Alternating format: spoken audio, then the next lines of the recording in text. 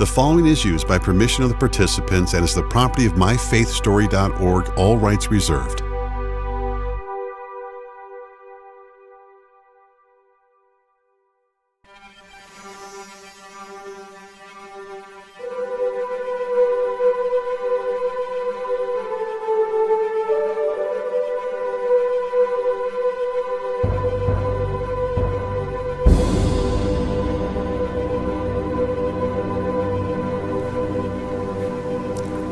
Well, we're Gerry and Ruth Angell from Denare Beach, Saskatchewan, part of the Flin-Flon branch of the Church of Jesus Christ of Latter-day Saints. I saw a lot of heartaches because of drinking and that sort of thing. We were brought up Catholic, and but it was more of a figurative thing than a religious thing. Seemed to me that there was something missing. There was a fella in one of my Phi Ed classes there from Idaho that wasn't part of the gang, you might say, a university gang that we hang out with, but he was different, but it was American Thanksgiving, and it was a holiday, and I was coming home, and I asked Bob Stevens, what are you doing for the long weekend? And he said he's just hanging out. I said, would you like to come up to Canada and spend the weekend with me? And so we came up here, and I took him out in the trap line. My dad had a trap line, and we driving in the truck, coming home after a day out in the trap line, turned to religion. I asked, well, he told me that he was a member of the Church of Jesus Christ of Latter-day Saints. I said, well, whoop-de-doo. That's kind of nice, but I said, what do you believe? And he rattled off the 13 Articles of Faith. And he says, would you like to meet the elders? Sure. A week later, two young men came knocking at my pad where I was staying, and they introduced themselves as elders of the Church of Jesus Christ of Latter-day Saints. I says, well, where's your beards if you're elders? So I got a chuckle out of that. He began teaching me. And the answer to this question is, we marry for time and all eternity, and in our church. And but what they taught made sense. It was simple. It was clear. But I was praying real hard that, okay, Lord, what these two young guys are teaching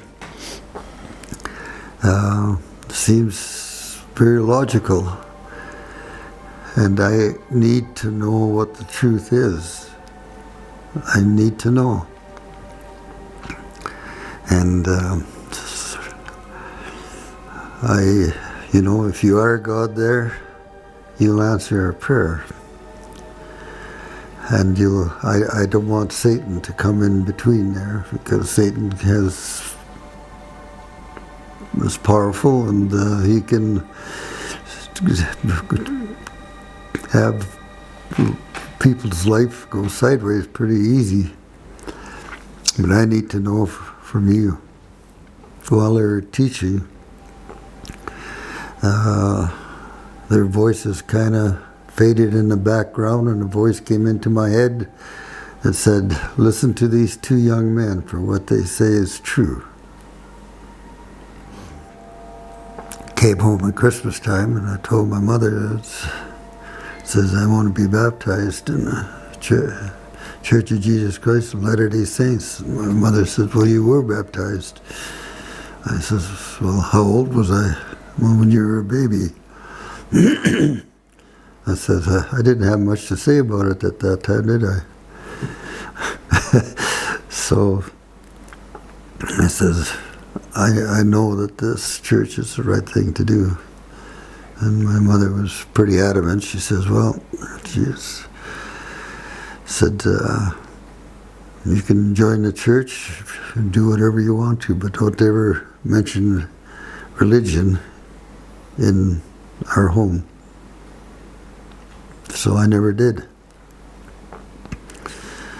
And so I was baptized in January of 1963.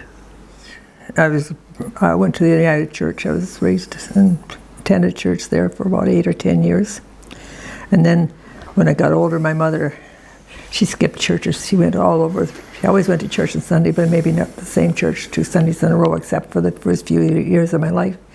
So I'd go with her. I'd been to probably just about every church there was conceivable of going to.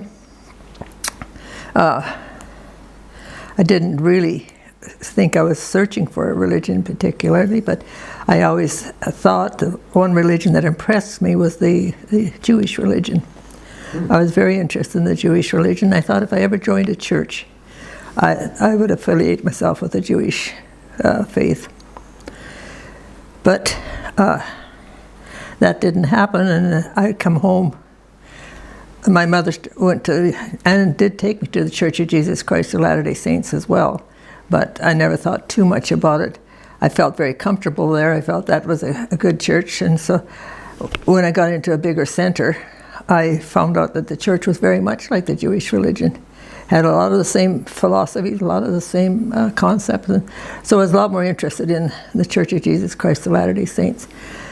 And so I was going, I think it was probably converted before I met the elders. I would have never told them that. I made them do all the work.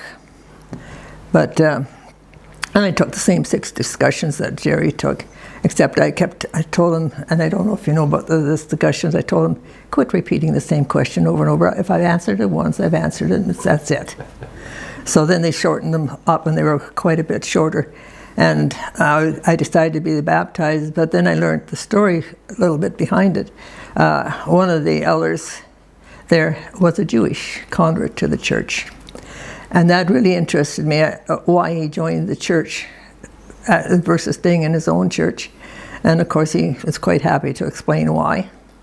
The other fellow, well, it didn't much matter to me what he thought, because he didn't come on the same plane as that Jewish elder. Is why he would have, because that was the church that I would have joined if I hadn't joined the Church of Jesus Christ of Latter-day Saints. But so I decided to be baptized, and I've never regretted it since. I don't think I've missed 2 or 3 Sundays in my whole life of not going to the church. I've always just knew it was true, and it always felt good to me to be part of that church, whereas all the other churches that I attended lots of churches. I didn't have that same feeling. I didn't have any dramatic voice telling me that this was a church to join, but I just knew that this is where I was meant to be. And so that's why I joined.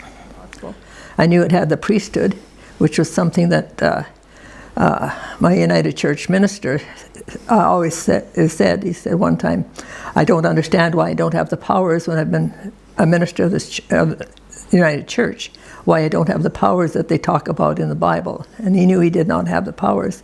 But I knew that this church did have the priesthood, that the power was there. And it's been good. Maybe the biggest challenge was living in this country, up in the north, where there wasn't any other Latter-day Saints other than ourselves. Well, I had left Flin Flon.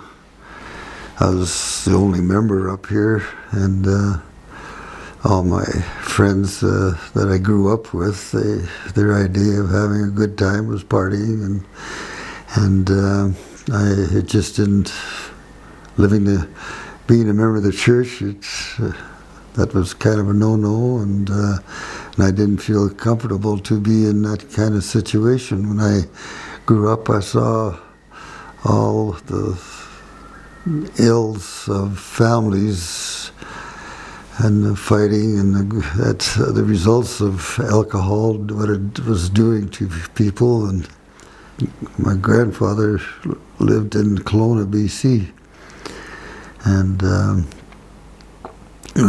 I stopped by to see him, and he asked me if I could stay around for a week or so to do some things in his house that he wasn't able to do because he was up in age and in the high 80s and had arthritic knees, and so I said, sure, I'll stay around. So anyway, we had looked up the church and went to church. And of course, this pretty good-looking mademoiselle was there, and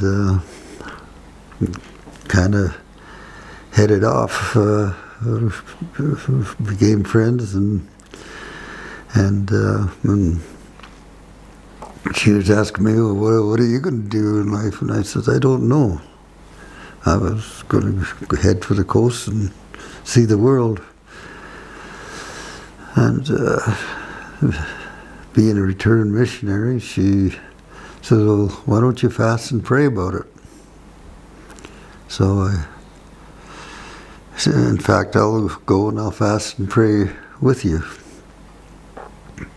So that week, fasted and prayed about what I should do. I asked her, well, what did you come up with on this fasting and praying thing, what I should do? And she says, you got to go home.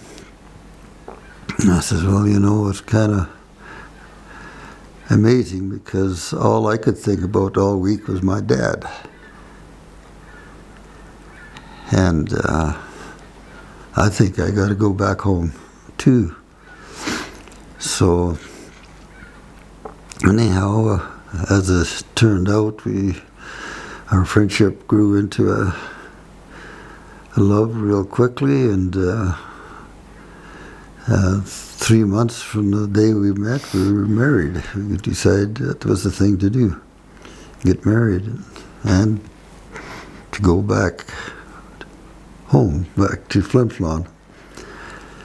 And good thing, love is a little bit blind, because my wife followed me to the bush in Flin Flon, where there's no church and there's just the two of us. To listen to the gospel, read the Book of Mormon, find out about the church. You'll find out that we're not all bad. We're not Satan worshippers. That we do worship a living God that cares about us, and do it with an open mind. We're not going to take anything away from them. All their good things are going to be part of their life still. But we want to give them something just a little bit better than what they've already had. And they're going to get it in the church. Not without opposition, but they will get it. The best thing a person can do is to live the gospel the best way you know how. And you will be respected for it. And I found that out. The clients throughout the years in our business, serving fishermen, and it was, they knew that I didn't drink, but I could have as good a time as anybody just being there, and gained respect. Well, I always believed that we should have a prophet in our church. And I used to think that the Lord gave prophets to people in the ancient world. He gave prophets during the New Testament times. And we certainly needed a prophet in the world as it existed at that time. And at that time it wasn't nearly as bad as it is now. And I still felt that we needed prophets. And I always felt that if the Lord loved us, He would communicate with us. He would let us know what to do and why to do it. I know the church is the gospel of Jesus Christ of Latter-day Saints. The principles of the gospel have never changed. Sometimes the systems in the church change, whatever, but the gospel principles remain the same, and the gospel principles are the truth that the Heavenly Father wants us to live by, and if we live by those, then we'll be just fine. I love the church. I love the teachings of the church, and I hope that I'll be able to live the rest of my life as a member of the church. When you've had answers to prayers like I have had, there's no doubt that the gospel of Jesus Christ is true. He's protected me. I kind of lived a pretty loose wire life, and things that I've done, from flying airplanes and racing snowmobiles professionally, and there he's protected me in all these things, and he was always there when I needed him.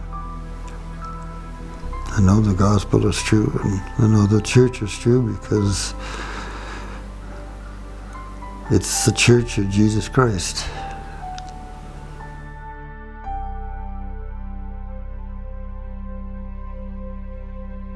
No matter how stormy and confusing life gets, be steadfast and immovable in your faith. All will be well after all.